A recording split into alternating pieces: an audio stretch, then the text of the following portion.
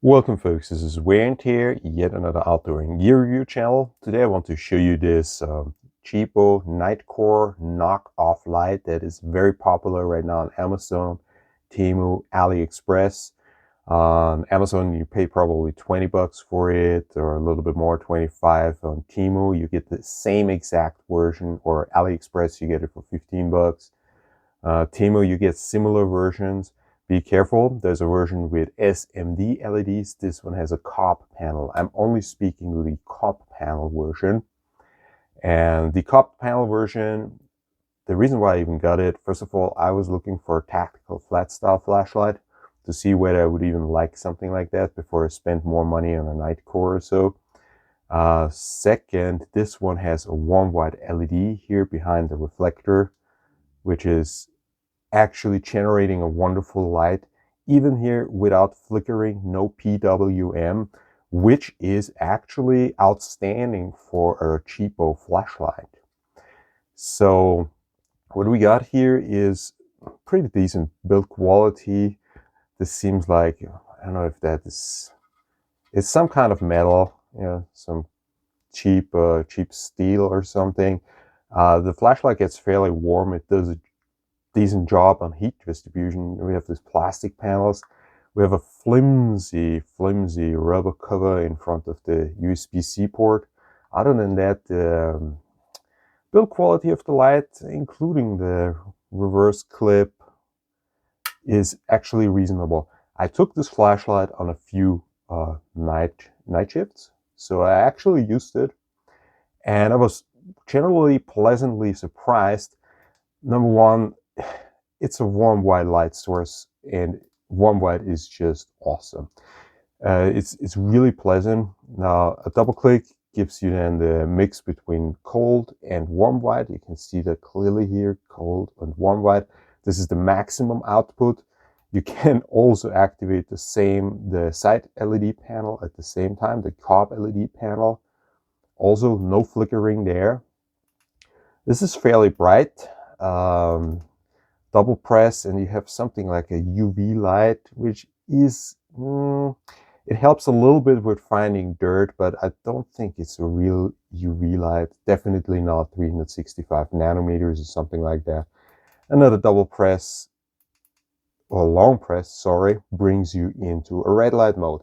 The red light mode is nice, but it would not be useful for stargazing, because this bluish display, those display LEDs, they never go off. So it's not a real red light flashlight, even though it always comes on in red light mode. So if the red light mode is in mode memory. And that brings us to the user interface. It's a mixed bag on this flashlight. For one, it always comes on in basically in this mid mode with the main LED, and then you push one more time, then it goes max, and push one more time, and then it goes low. It doesn't come on in low mode. There's no low mode. If you give it a long press, it switches over to the cold white LED. It doesn't come on in a low mode. Double click is then just full output, and then another long press, and we have exclusively the warm white LED. Yeah, it shows you the percentage of the battery. That seems halfway decent. It's accurate.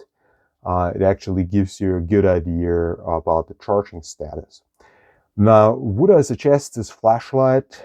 Yes, definitely. For the price point, between 15 and 25 bucks, it is a very decent flashlight. It carries very easily, and with a warm white LED source, it's just awesome. Now be careful, there are other versions, those with the SMD LEDs, that don't have or might not have a warm white LED. For me, the warm white LED is really a deal maker here, because I just really like warm white LEDs. They make a great difference. If you ever wanted to try out warm white flashlight, this is definitely the one to get. Then you can decide whether you get something stronger or better in the warm white LED section. Other than that, this makes a great gift.